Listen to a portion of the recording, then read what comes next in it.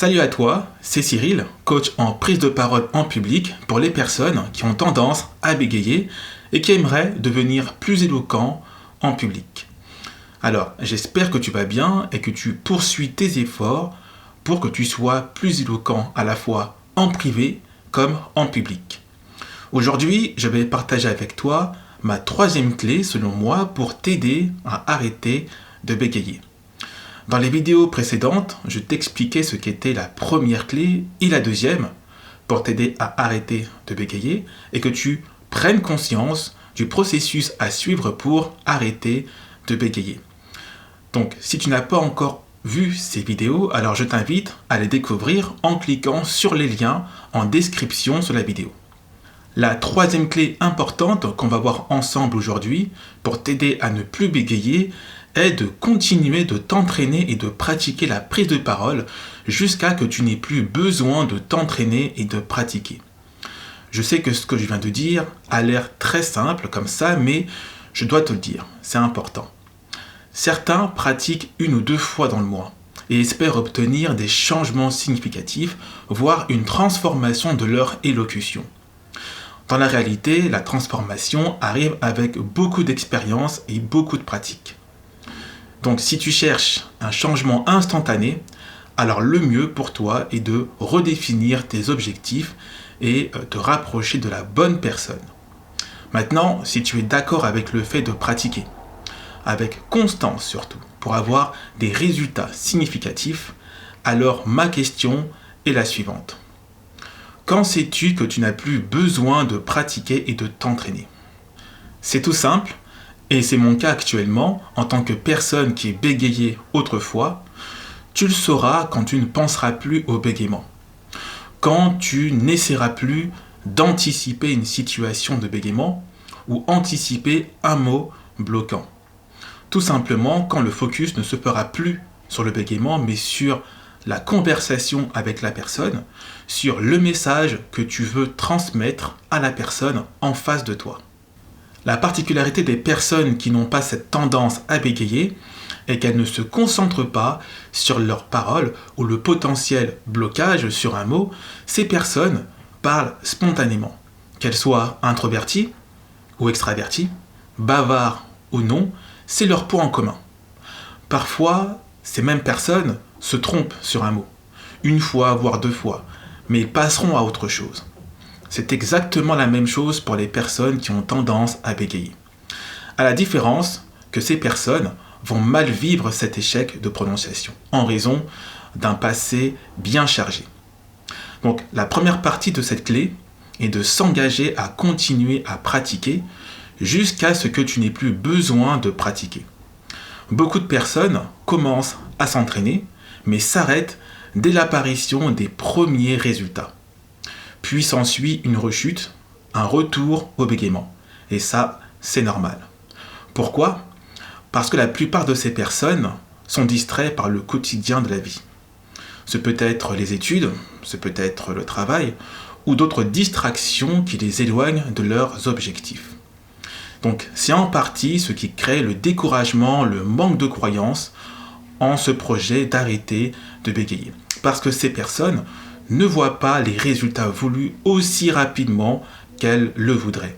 Et donc, cela crée de la frustration, et de la tristesse ou de la colère envers soi ou envers les autres. C'est pour cela que je t'invite à accepter que toute transformation, tout changement humain demande du temps. Peut-être 30 jours, 90 jours, 6 mois, peut-être même 2 ans. Tout dépend aussi de ton engagement envers toi-même à faire les choses. La deuxième partie de cette troisième clé est de continuer à pratiquer ce qui fonctionne pour toi jusqu'à que tu n'aies plus besoin de pratiquer.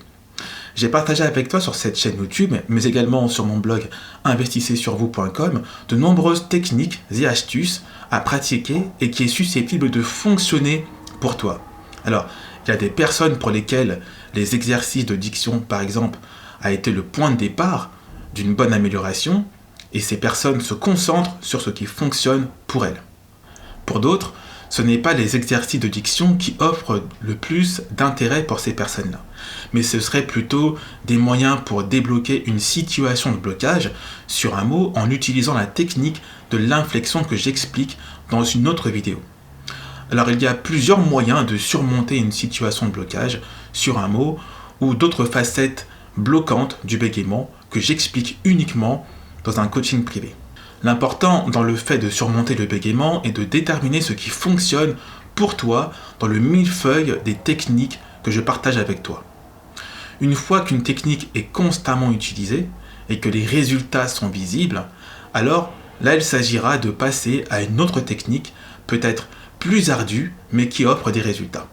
Donc pour résumer en définitive ces 3 clés, pour que ce soit plus clair pour vous, pour la première clé, celle-ci est de penser différemment concernant ton aptitude à bien parler.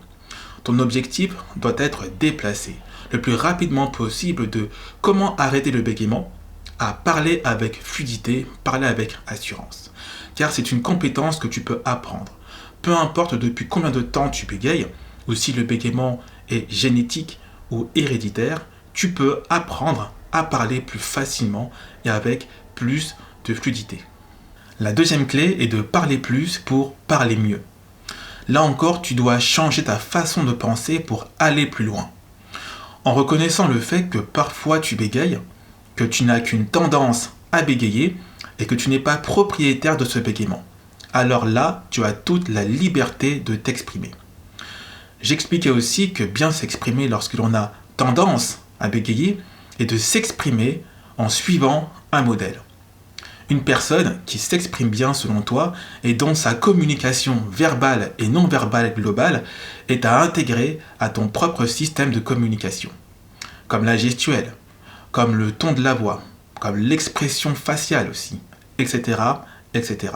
Communiquer en public ou en privé est un tout que les personnes qui ont tendance à bégayer n'ont certainement pas, ou certainement plus. Alors il s'agira de reconstruire tout cela grâce au modèle. La troisième et dernière clé est de continuer à pratiquer et de t'entraîner à la prise de parole jusqu'à que tu n'aies plus besoin de le faire en intégrant les 2 parties de la clé, qui est le fait de s'engager et donc être responsable là-dessus et de pratiquer avec constance ce qui fonctionne pour toi, afin que tu vois les résultats et que tu en sois très fier. La bonne nouvelle est qu'avec ce type d'engagement et les bonnes pratiques, les résultats que tu recherches sont à peu près garantis. Cette vidéo est maintenant terminée. Si tu veux apprendre à bien parler, à mieux t'exprimer, j'ai créé à cette occasion un programme de formation en ligne où tu pourras apprendre cette compétence pour surpasser cette tendance à bégayer.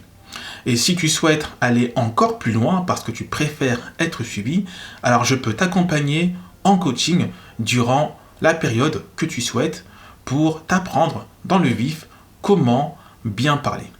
Tu n'auras juste pour cela qu'à cliquer sur les différents liens en description sous la vidéo. Pendant que tu réfléchis, je te suggère de faire tes premiers pas, de t'entraîner à la prise de parole en public en téléchargeant gratuitement ma stratégie d'éloquence en 11 étapes. Donc, pareil, pour cela, il te suffira de cliquer sur les différents liens en description sous la vidéo. Voilà, j'espère que la vidéo t'aura plu. Si c'est le cas, alors je t'invite à mettre un petit pouce bleu et de t'abonner à ma chaîne YouTube pour être au courant de toutes mes prochaines vidéos. Je te dis à très vite dans une prochaine vidéo. Prends soin de toi et n'abandonne pas.